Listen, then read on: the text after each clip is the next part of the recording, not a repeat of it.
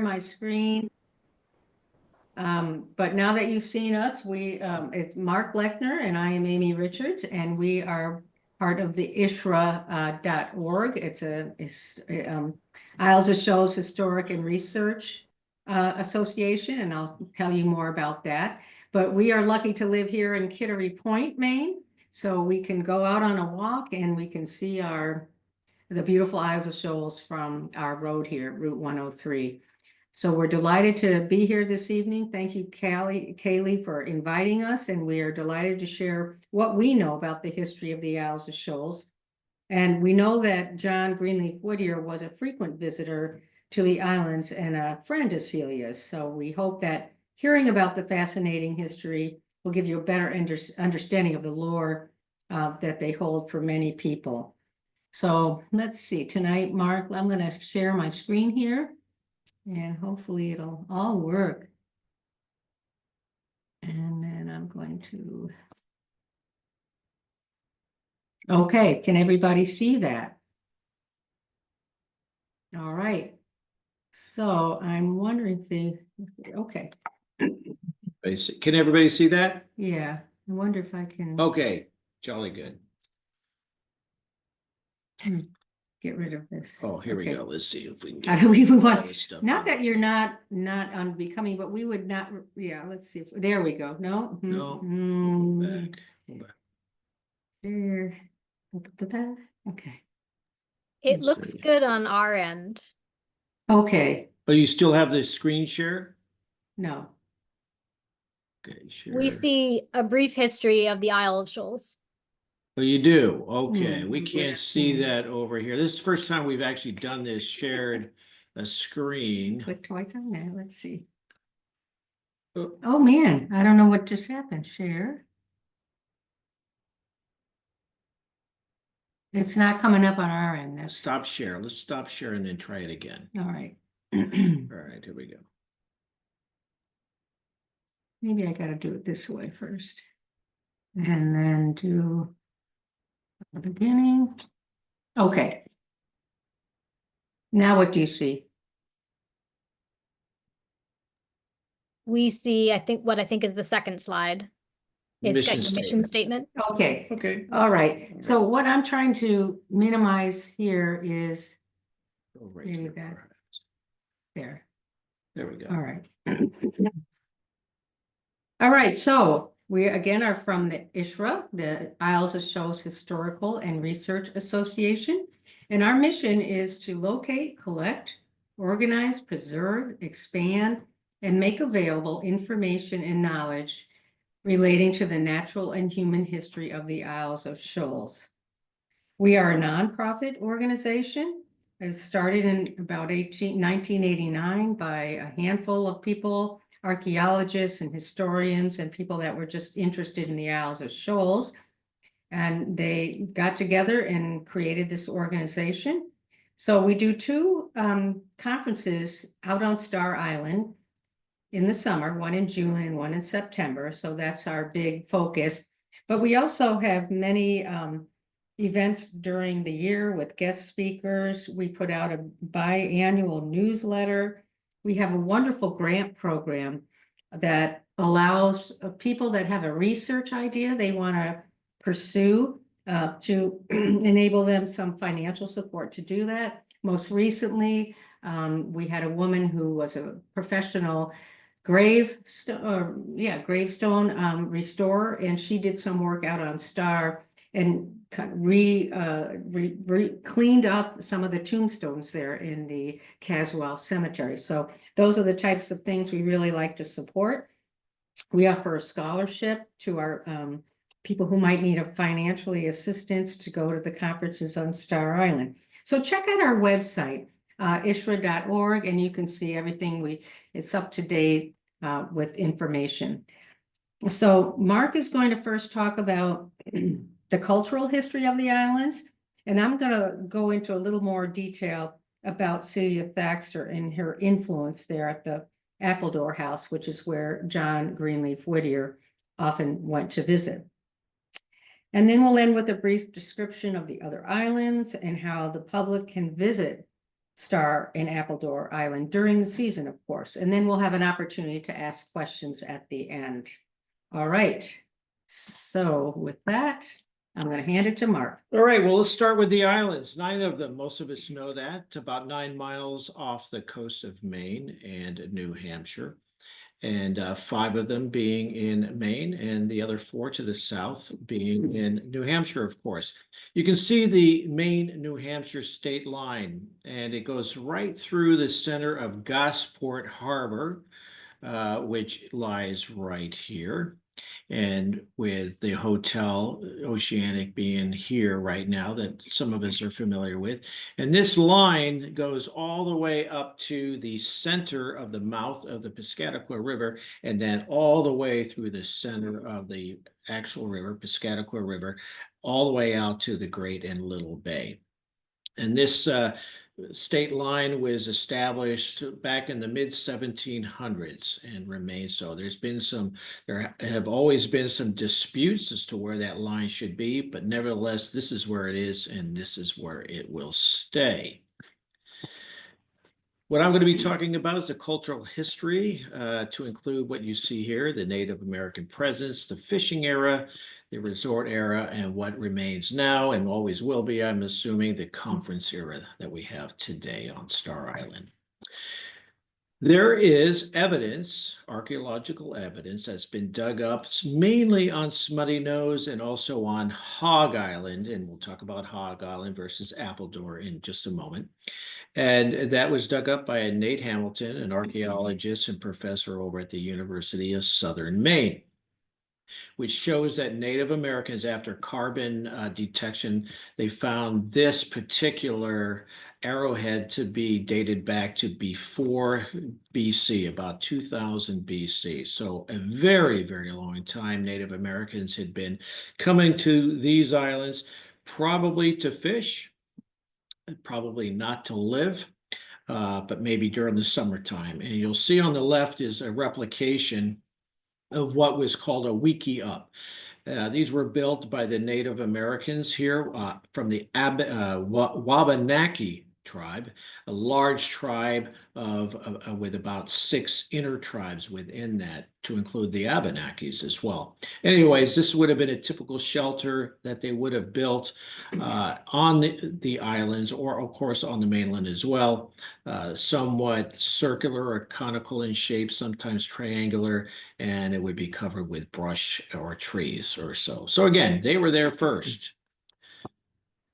Then in the 1600s, specifically 1614, a Captain John Smith, and you might have heard of him, of Pocahontas fame. The two of them had a bit of a tryst together, and but he was tasked by King James I in 1614 to head out to America and to map the area where we live here. And he's actually the guy who named this coastline New England. He's famed for that. And he eventually, when he got back to England, he wrote it and published a book called The Description of New England. But what he really brought back, and he saw these out about 9 miles out on his way back to England. So he didn't really have a destination to go there. He actually just happened to see them, pop by, mapped them, and actually very accurately mapped these islands, and actually very accurately mapped the coast of New England as well. So there you have the coastline as he mapped it back in 1614. But what he was really excited about was the fishing. He went back to King James I and said, oh my gosh, there is fishing to be had here. There is money to be made for you, King. And he described the cod specifically to be so large and so abundant that you could actually walk on them. So in about 1620 or so, fishermen started arriving from England to the Isles of Shoals, and they landed on Hog Island. Now, Captain Smith, after he discovered these islands, or I should say mapped them, he called them the Smith Isles. Well, the Shoalers showed up and they decided, or the fishermen showed up and they decided they wouldn't have the Smith Isles. Instead, they call it the Isles of Shoals, which is an old British term meaning two things, actually. One being the ledges that were all and around the Isles of Shoals, hazard areas, of course, and also large schools of fish. And they called themselves Shoalers as well.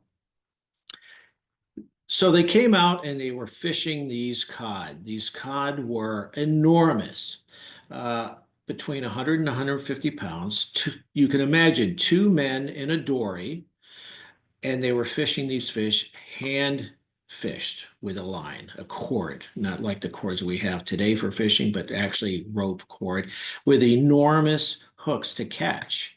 And this was actually discovered by Nate Hamilton on Smutty. I know this one was discovered on Hog Island. And so you can see the enormity of these hooks used to bring in these fish. Once the fish were caught, they were brought to the north end of the island. By the way, they lived on the south end of the island. Why, you may ask? The predominant breeze is from the south, and you can imagine the stench of the drying fish that were out there for about 3 months at a time. So all of that stench was well out of their way. And once they caught that fish and filleted it, they heavily salted it and put it on cedar flakes, which would have looked like this. This was actually taken in Nova Scotia, but this is very similar to what the drying fish would have looked like. It was about a 3-month process to do that, and these fishermen were very, very diligent, very particular about drying their fish. They were very proud of it. And they would do things to even cover the fish if there was any possibility of inclement weather, because we know that if any water or anything like that would touch these drying fish, it would immediately reconstitute, and they didn't want that. After the fish was ready to go, they would throw it into wooden barrels, which were then packed with hay, and then put on large cargo ships over at Londoners Island. And when we looked at the map, and we'll look at the map again here, it's now called Lunging Island, but back in those days it was called Londoners Island, named for the London Export Company. And in the height of the fishing here, in the late 16, early 1700s, it was actually the busiest fishing port in the entire world.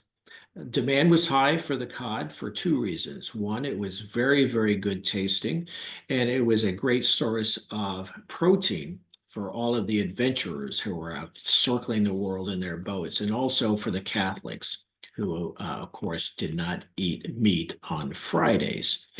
Once it got over to England and they unpacked it, or to Europe, they unpacked it, and this fish had a somewhat of a golden hue to it and a very unique taste. And it was very, very popular, the most popular dried fish right out here at the Isles of Shoals. It was called dunfish.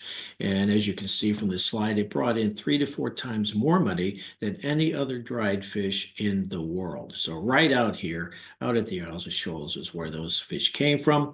And they cured up to 200 tons annually right out here at the Isles of Shoals. Now, those fishermen who came out here initially came out here to fish and only spent the summers out here. However, eventually they started spending the entire year out here. Altogether, there were about 600 men out on the island. And before I talk a little bit about them, this is a typical recipe that was used around the area here for cod fish balls. I have to admit, I've never had one before, but what I like is that it talks about the best cod is out here at the Isles of Shoals, which is preferable. And I love the sentence near the bottom where they talk about frying it in boiling lard. I don't know when the last of you, I can think of Crisco, I think my mother used, but maybe that's close to lard. But anyways, that was a typical recipe. But we like it because it talks about the Isles of Shoals cod. Anyways, those guys came out here and with 600 of them. And until 1647, a gentleman by the name of John Reynolds, he came out here and he brought some goats, he brought some pigs, and he brought a wife. And that was not very popular amongst those 600 fishermen, all men. So they took him to York County Court. They sued him, and the judge actually declared that the pigs and the goats had to go because they were very disruptive to the drying fish. But his wife could stay as long as there were no more complaints about her, and as long as she behaved. And that's actually in the court documents, which is quite fun. So, anyways, those fishermen who are out there now, they went over to the mainland. They still called it America. They didn't want anything to do with the mainland, really, except for some trading to get their salt and to get some of their cedar flakes. But they considered that another country, and they called it America. And they eventually found some women to come out and help fish. Some families were actually born out there, about 800 at the height of the fishing industry there. Now, the fishing, like a lot of things, started dwindling. They were catching a bunch of fish, sending it away. So it started dwindling, and the population started dwindling as well. However, in the year of 1680, the people who were living on Hog Island, of course, it's called Appledore Island now. We'll talk about that in a moment. Were living in Maine, which you might remember from your history books was a province of Massachusetts. And for those of us who live here in Maine, we love to call you Taxachusetts. So they found out that there were about 800 people out here who hadn't paid their taxes yet. They came out and demanded not their taxes now, but also back taxes. Shoals would have nothing to do with it. So you can't imagine what they did, but they literally floated their homes from the shore of Hog Island right across Gosport Bay to live on Star Island. Why? Star Island's in New Hampshire, they don't pay state income tax. So they showed them. And that is where they continued fishing and living, were on the shores of Star Island. Now, the Revolutionary War approached 1774, and the troops were ordered, the Shoalers were ordered off of the Star Island for fear that they might like and support the British. And it wasn't until after the war was over that about 100 Shoalers came back to Star Island to continue their fishing. Eventually, though, those fishermen ended up back on the mainland or America. Remember, they came out to Star Island, or they came out to the Isles of Shoals, not necessarily to make a lot of money. Some did, but really the people who made the money were the shippers, right? And the captains of the ships. They were really there just to get out away from England and fish, which is what they really loved. And they lived in poverty, but it was okay. It was okay with them. Well, we usher in a new era, and we call it the building of the resorts. Thomas Layton, who was a legislator here in Portsmouth area, had an idea. And his idea was to try and reinvigorate the fishing industry, but not with cod this time, but with mackerel. It didn't work very well. So he gave up that idea quite quickly. And he became the assistant postmaster. He wanted to be the postmaster, but was turned down. But what he did do is he accepted the position of the White Island lighthouse keeper. He dragged his wife Eliza and two children, Celia and his son Oscar, out to the island where they spent about 6 years. Now, some of you might have been out to Star Island and specifically seen White Island. It's a rock. So I can't imagine what it was like for that family to live on that rock for those many years. But anyways, he was in the legislative capacity for Portsmouth. And when he was called back, though, for a second session, he decided that life on White Island was quite tough for just his wife and children. So he moved them to Smutty Nose. where, by the way, there were actually some hotels and boarding houses, mainly for people who wanted to come out for a little bit of a vacation or for sailors and fishermen who were passing by the island. And she actually was the hostess of a funny name of the Mid-Atlantic House of Entertainment. That brings all kinds of ideas, but it was just a regular hotel, and I thought it's a pretty cool name, and I'm not quite sure how it got that name, but she did an awesome job as the hostess and running that hotel.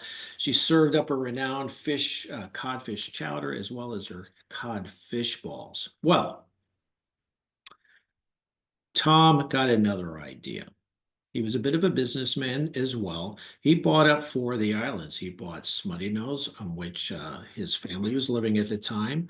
He bought Cedar Island. He bought Malaga, which is just a little rock, but more importantly, the biggest prize was Hog Island, which he later named Appledore Island. His idea was to build a grand resort hotel. Here it is. The Appledore House or Appledore Hotel. Slept 400. You can see it had tennis courts, bowling alley. It was quite the place for people to come from all over the northeast coast of America. Boston, Philadelphia, New York. And they came, the rich and famous, to spend their summers, their entire summers here. Also, Celia, who Amy's going to talk about shortly, was a huge attraction. For her art and also her writing of poems, of course. You can see at the very bottom of the slide, it burnt down in 1914. We'll talk about that in a moment. But there you go, the Grand Hotel of Appledore House. I have another view. If you look just in front of the main building, you'll see what looks like a little pool.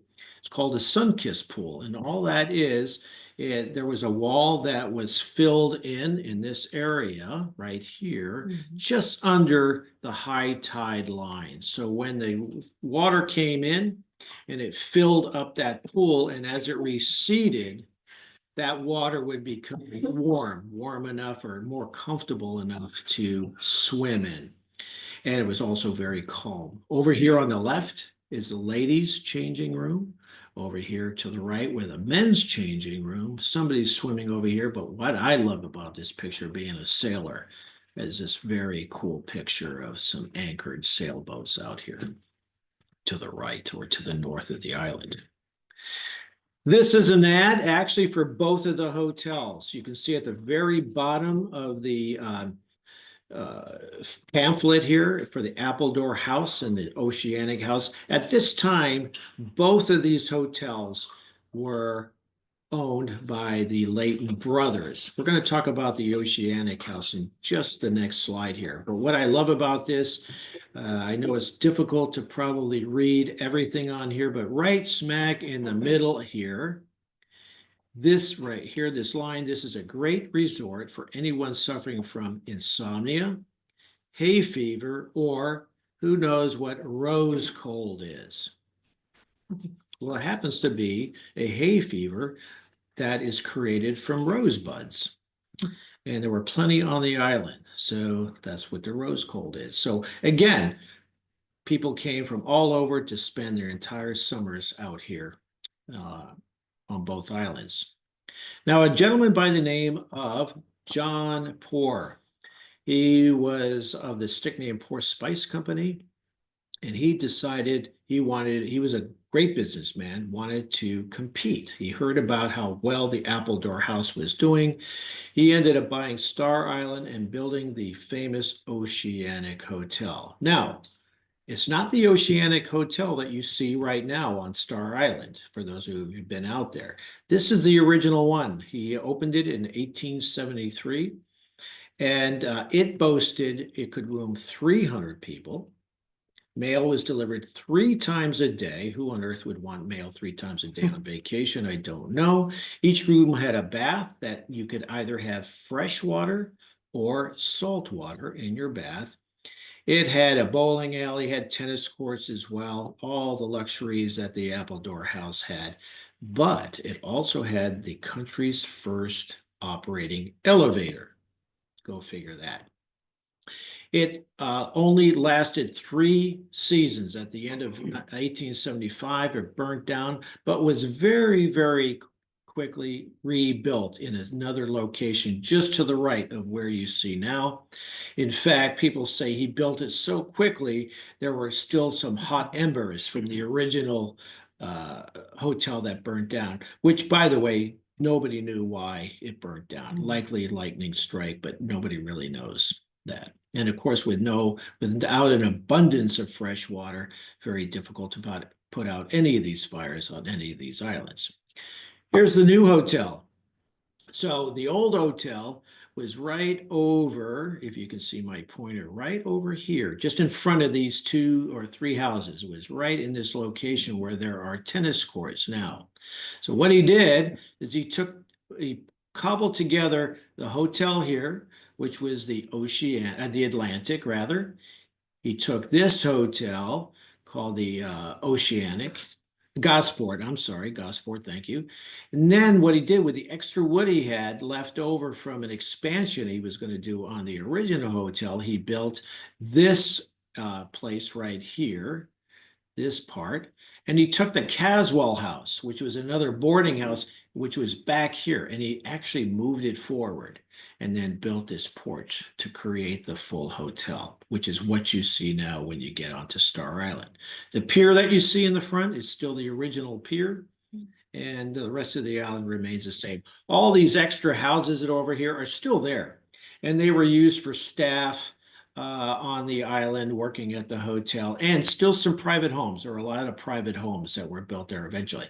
Here's a great picture, by the way, of the chapel, the stone chapel over here, which was rebuilt 3 times, by the way. That's another whole story. Well, in the late 1800s, the railroad was being built, and it was being built up to the White Mountains. Golf became a really popular sport, and those very people who were going out to the Isles of Shoals opted now to go to the White Mountains, which left Star Island, the Oceanic House, and the Appledore House somewhat vacant. So what do you do? Now remember, the Lechner brothers now owned both the hotels. John Poor quickly tired of being a hotel owner.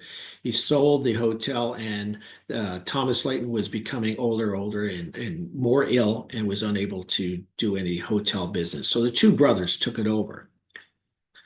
So Thomas Eliot, who was a Unitarian minister, was having his conferences on Lake Winnipesaukee for many, many years. And his wife really didn't like it. She thought it was hot, humid out on that lake.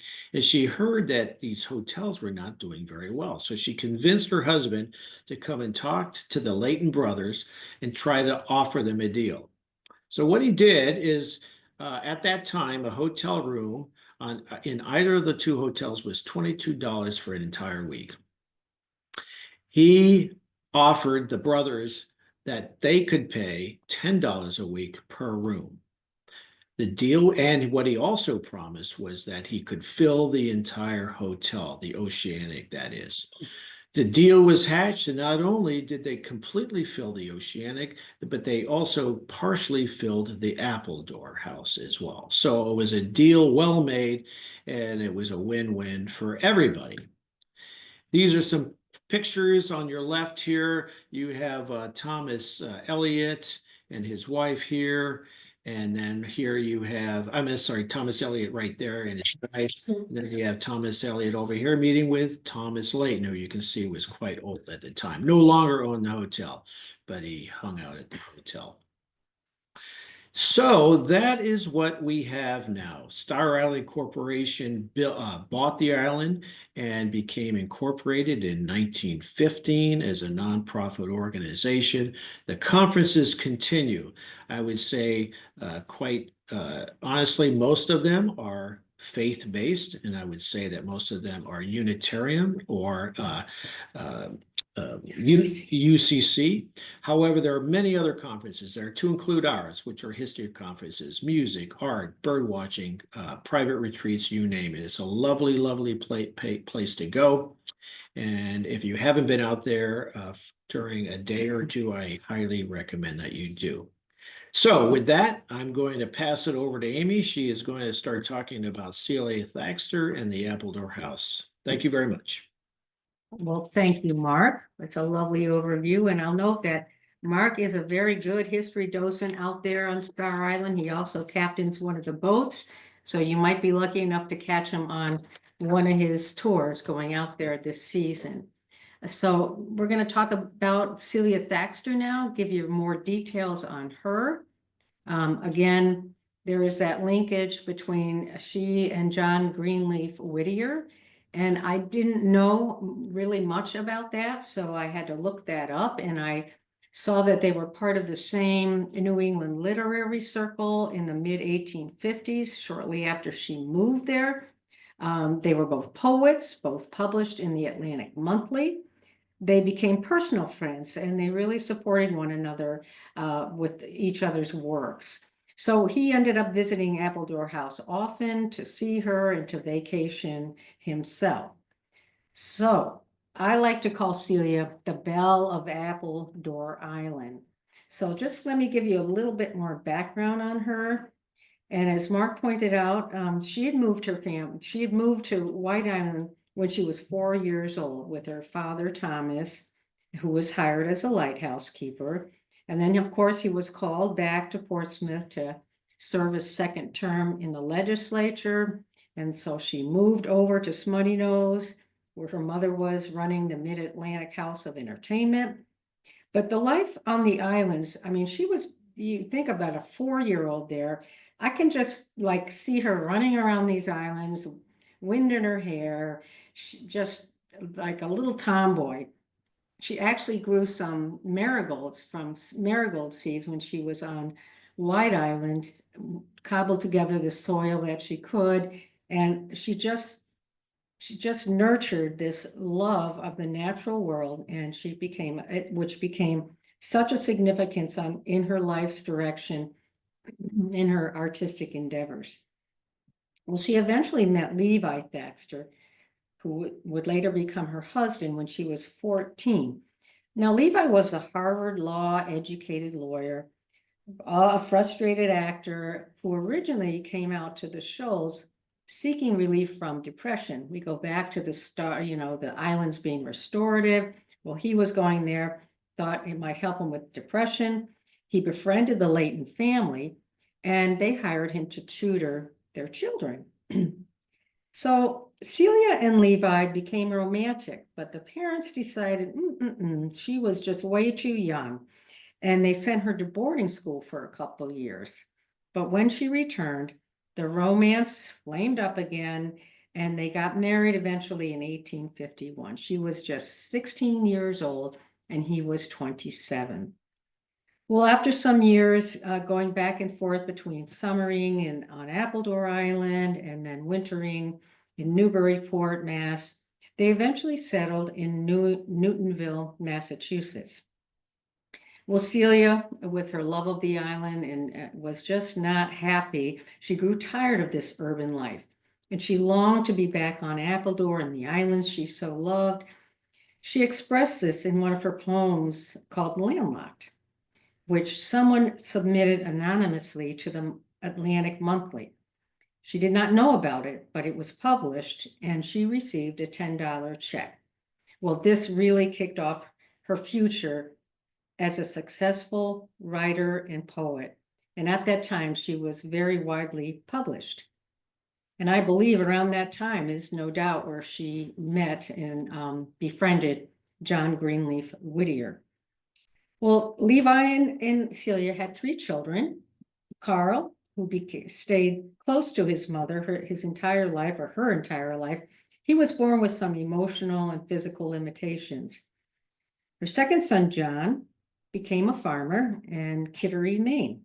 And Roland became, much like his mother, was a lover of plant life, and he became a Harvard professor of botany. So she's very influenced her children. So eventually, as her parents got older and their health waned, they really needed her back to help at Appledore House. She was delighted, of course. And at that point, she and Levi were actually somewhat estranged, didn't have a lot in common. But he didn't move with her. He just never had the constitution for life on the island. He had a bit of a scare near drowning, where he was actually going, I believe, with Oscar, Celia's brother, to the island, and they had some kind of kerfuffle on their boat, and it scared him, and it really turned him off from wanting to go back and forth there. So he was happy to just live there in Kittery, Maine. Once she got there, she just thrived. She was back home. She was home amongst her nature, amongst her people, and she just thrived. And in her little cottage, she became a host to noted musicians and painters and writers that, again, she had met in Boston with her tenure there. It was really such an honor if you were to be entertained by Celia in her famous parlor. So one of her most famous contributions when she got out there, she planted a cutting flower garden, and she used this to decorate the dining room and lobby. So she had this very sought after garden. The flowers are beautiful, and that's what she spent a lot of time on, was her gardening. She also became an accomplished artist. You'll see pictures of what she was painting. And she was a noted gardener again. She was a strong advocate for wildlife, which I appreciate, especially birds. She was actually one of the original Audubon members. She helped abolish the use of feathers and animals for women's hats. I know you all remember those hats that had foxes on them or tails, whatnot, and one of the great black-backed gulls that are out on Star in Appledore. Beautiful bird, but those feathers were also being used to adorn hats. So we owe a lot to her and her advocacy for nature. So in 1893, she authored An Island Garden, which was a book about her garden, her cutting garden. And that was published posthumously, sadly, in 1894, the year she died. And she was only 59 years old, sadly. But lucky for us, Appledore has the Shoals Marine Lab, which we'll talk a little bit about in a minute. And they have dedicated their resources to bringing back Celia's original garden. They scoured sources for heirloom seeds that most closely resembled what her garden was. Her book, An Island Garden, was their guide because it was very detailed in the plants and the plants that she used, the flowers, and how they were planted in this garden. So again, the Shoals Marine Lab, they rebuilt the veranda that burned. So again, her house, sadly, her cottage perished in the same fire as the Appledore Hotel. But they have rebuilt the veranda there. And one of the fun things is, I'll show you this. There's her cottage on Appledore Island. But these hop plants, these were all hops, vines, and there are still original hops plant out here and on the rebuilt veranda. But this lovely area here, there's Celia, allowed her to have some privacy and shade. She, again, was so popular out there that it was kind of like the paparazzi on Appledore that would come and hound her. But this afforded her some privacy, and especially when she was entertaining her guests. This is a great picture of her parlor. So this is where it all happened. I'd love to be a fly on the wall. Can you imagine all those people in there, the musicians and artists and poets, just chatting it up? It would have been wonderful. This is a picture of her plan of her garden with her list of flowers. So again, very detailed. And if you do ever get the opportunity to go out there, it's a wonderful replication. Do go in the latter part of the summer or July-ish because everything's really in bloom then. It's just stunning to see that. They have a designated marine steward that is totally dedicated for the season with Celia's garden. Very important to them. Here are some of the people that used to come out there and visit Celia. So of course, your John Greenleaf Whittier, writer, poet. Child Haslam was a beautiful impressionist painting, did a lot of his work out there on Appledore Island. Ralph Waldo Emerson, Henry Wadsworth Longfellow, Sarah Orne Jewett. She was somewhat of a local woman. She lived in South Berwick, Maine, and she was very good friends with Celia. She would spend a lot of time out there. She was a writer and a novelist. William Morris Hunt, you may recognize him. He was a painter, and of course, Nathaniel Hawthorne. So you can see all the richness of her friends that were out there, adding to all that intellectual stimulation. Here's a Child Haslam painting, just gorgeous. Out there, he painted that on Appledore Island. This is some examples of her pottery. So by the time her parents, as Mark mentioned, the resort era was kind of waning. People had discovered there's golf, there's mountains. They could easily get on a railroad to, these mountains. So they weren't making the money they needed. So Celia became somewhat of the main breadwinner at that point. And one of the things she did to make money, she would get this unfinished pottery pieces and she would paint them and then fire them and glaze them, and then she would sell them. But you can see they're beautiful, and the detail to the nature and flowers is really what guided her hand, her paintbrush. And if you get to Star Island, the Vaughn Cottage has a museum, and they have a couple of her pieces there. They're just beautiful to see. Here's a picture of a couple pictures. This is the Leighton family graveyard, and this is out on Appledore as well. And if you do go out there, you'll be able to see the graveyard. It's just the immediate family. We have Thomas and Eliza, his wife. We have Oscar, Cedric, and Celia. Celia's husband, none of these kids, none of the children or the spouses this is just an immediate family of Thomas and Eliza. But Celia's husband, Levi Thaxter, is actually buried in Kittery, Maine, across from the First Congregational Church of Kittery Point. Here's Celia and her sons, John and Carl. And this is Levi and his son, John. And then we have our fun character of Oscar Leighton, who was really just a entertaining, happy person who actually lived out there until he was just under 100 years old. He lived on Star Island. He was just beloved, and that's a whole nother story. All right, so as mentioned, we'll just give you a pretty brief description of the other islands. We've talked about Appledore at length and things happening out on Star Island. So I'm going to talk about the ones in Maine, of which there are 5, and then Mark will end talking about the 4 in New Hampshire, and then we'll give you some information about how you can actually get out there. So we talked about Appledore. That's the largest one right here. It has 95 acres. Again, it's the home of Shoals Marine Lab, which I mentioned. A little more about that. It's a joint venture with Cornell and University of New Hampshire, and it was been there since the early 1960s, and it serves as a undergraduate study place for undergraduate students who are pursuing a career in marine biology. So this gives them a really good hands-on, deeper dive into that field to see if it's something they really are going to be wanting to pursue. So it's really one of a kind that just focuses on undergraduate study. It's also they also have a lot of research going on there. There's 4 private residences on the island now.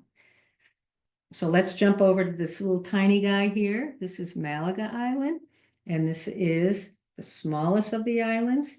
And they think it was named by Spanish fishermen as it reminded them of the vineyards in Malaga, Spain. It's privately owned now by descendants of Celia Thaxter.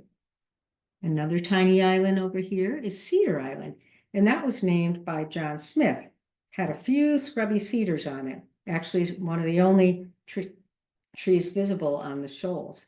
It is currently owned by descendants of early lobstermen, and they still fish the islands around there. And Smutty Nose we touched on somewhat, and that was originally named for a rock that had seaweed hanging off it that resembled a nose dripping with smut, as what we call snot, I'm sorry. So hence the name Smutty Nose. It's 27 acres. It is currently privately owned by descendants of Celia Thaxter. It's protected by a conservation easement. You're allowed to visit there, and if you decide you want to go there, you have to pretty much go to Star, and they will rent you canoes or kayaks, and you can easily paddle over there, hop off, and enjoy the island for a little bit of time. They have stewards out there most of the season that will welcome you, and the stewards are actually living in the Sam Haley house. Excuse me. So Sam Haley was another one of our characters out there, and he had a big, he was out there with what the Haley house is thought to be the second oldest house in Maine. He had a compound with a distillery. Excuse me, I have a little bit of a tickle. He had an orchard, he had ironworks, a tavern, and an inn. The other structure out there is the Gull Cottage, and that was built by Celia's granddaughter, Rosamond Thaxter, in the 1950s. And per her will, the cottage is always left open and stocked for wayward sailors. Kind of neat. So our last island to talk about in Maine is Duck Island, which is named for a pond in the center of the island that was home to migrating wild ducks. Now, it's a nesting site for double-crested cormorants and a hauling out site for harbor and gray seals. Shoals Marine Lab counts them every year. And the last I heard, there was about 600 to 800 of these harbor and gray seals. It is currently protected by a conservation easement. And now Mark will bring you back over to New Hampshire. Okay, thanks. I'll briefly talk about the 4 islands. We've talked about Star, and so I won't go over that anymore. Down to the south of Star Island, you can see the 2 islands. There's White Island. That's the light. That is a small rock where the White Island Lighthouse was, where Thomas Layton dragged his family for 6 years, I should say, in 1839. And then CV Island. That it was, or still is rather, a Tern restoration site. It's an effort by the University of New Hampshire biology department. Back in the mid-1990s, there were just a handful of nesting terns there, and now there are well over 3,000 nesting terns. Just to the north, and I'll use the pointer here, we have Lunging Island. Now remember, I talked about this island earlier called Londoners Island. It was changed to Lunging Island quite quickly after the fishing era, owned by a Massachusetts family, lovely family. Actually, before that, it was owned by Oscar Layton. And he built a cottage out there and actually named it the Honeymoon Cottage. And he invited friends or family. Once they were married, they invited them to spend time out in his cottage. Without water, without electricity, his thought was if you could spend 1 or 2 weeks out there with those things, that your marriage would last. So Lunging Island, and then that again was Londoners, where the busiest fishing port in the world was. Before I pass it back to Amy, I want to give you a thought. And this is, for those of you who've been out there, we enjoy the magic of the islands, and it could have been quite a bit different in the 1970s. And back in those days, there was a gentleman, a Greek tycoon, who was looking at purchasing and was purchasing property up in Durham, New Hampshire, specifically along the Great Bay. His idea, and he really was very secret about it, but it soon came to light, was to build an oil refinery. After which he would pump that oil down through the Piscataqua River and right over here to Lunging Island, making it the largest site for super tankers in the world. His name was Aristotle Onassis. Fortunately, a group of women, to include a Dudley Dudley, a very young 25, 24-year-old legislator in Durham, found out about it. And fortunately, with her and the signatures that she gathered, managed to have a vote taken in the town and managed to throw Mr. Onassis out of the state and hopefully out of the country. So every time I pass by there in my boat, I always think about what that island and what these islands would have looked like had that been able to happen from Aristotle Onassis. So we have those group of women to be very, very thankful for. So with that, I'm going to pass it back to Amy. Thank you very much. All right, we're getting there. So I just wanted to give you a little bit more information on how you can visit out there. Getting to Star Island, you can go from Portsmouth or Rye. The Isles of Shoals Steamship Company is right there in Portsmouth. They have a number of tours you can go on, spending the day, spending an hour, or just getting a tour around the islands. We highly recommend them.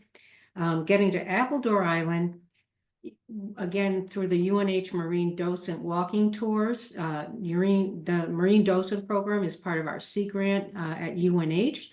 And these are educated docents that will give you a wonderful tour talking about the history and natural history also of the island. And you can see the garden out there as well. So those are two of the main ways you can get out and visit the islands during the season. So with that, I think I just had a couple of resources here. 10 Miles Out, that's a great book. It's a great description to the Isles of Shoals. There's many Celia Thaxter books. She was a prolific writer. And Dennis Robinson is somewhat of a local historian here in Portsmouth. So he's researched and written a number of books as well.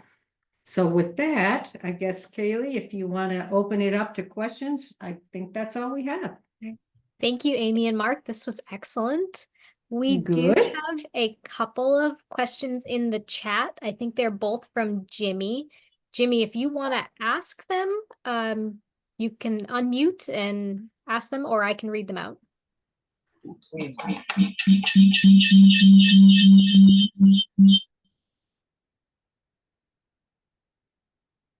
right, I will read Jimmy's questions. They say, how did the builders get materials to the islands for building the hotels? From America. Exactly. So they all came. So there was that, back in those days too, just to further that question, there was the triangle, right? There was a trade triangle going on. And unfortunate as it was, between salt, slaves, and other products coming to Britain or Europe, Africa, and to our country. But all that was from the mainland. Out on barges, would you say? Out on barges, things like that. Yeah. Yeah, it was amazing what they could bring over and use that. There wasn't anything on the island. It was just no trees, nothing. So, yeah. In fact, really no soil to speak of as well. So all the soil that was there, a lot of it was brought in or through the use of compost. And then Jimmy's second question is, in our times, how much upkeep is required on the island? Yeah, so that's huge. It's a great expense of theirs. Every May, towards the latter part of May, they bring in volunteers.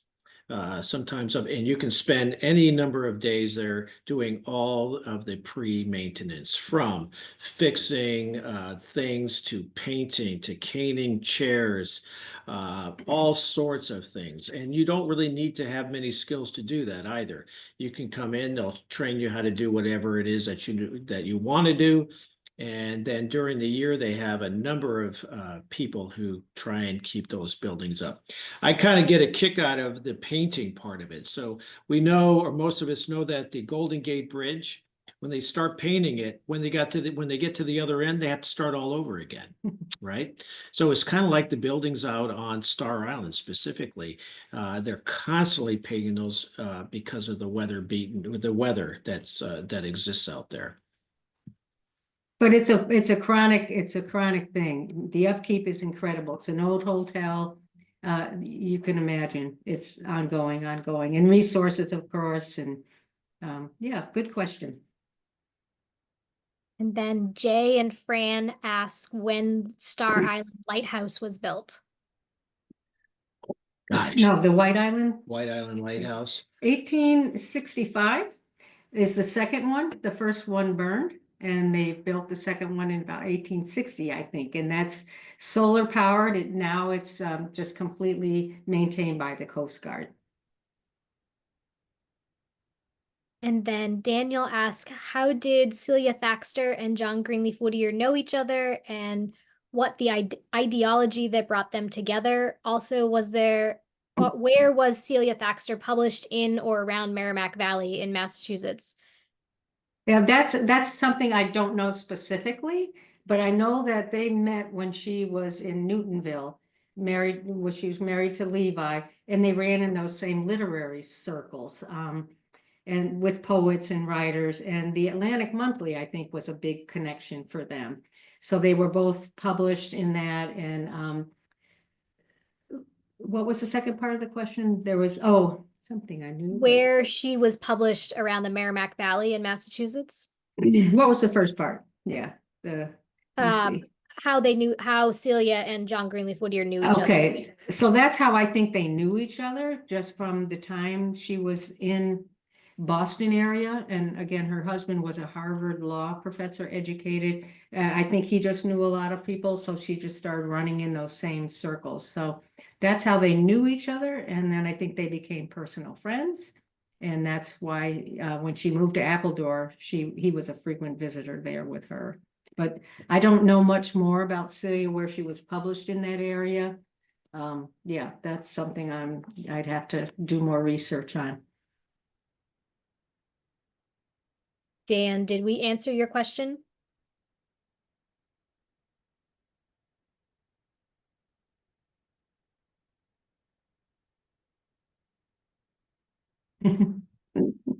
Are there any other questions? You can either put them in the chat, or you can unmute yourself and we can chat if anybody has anything else they'd like to ask. I'll quickly clarify the lighthouse. The original lighthouse, White Island, was built in 1820. Original. Or the original, the But first then- one. And then it actually fell down and now was rebuilt in 1859. 1850. That's close. Yeah.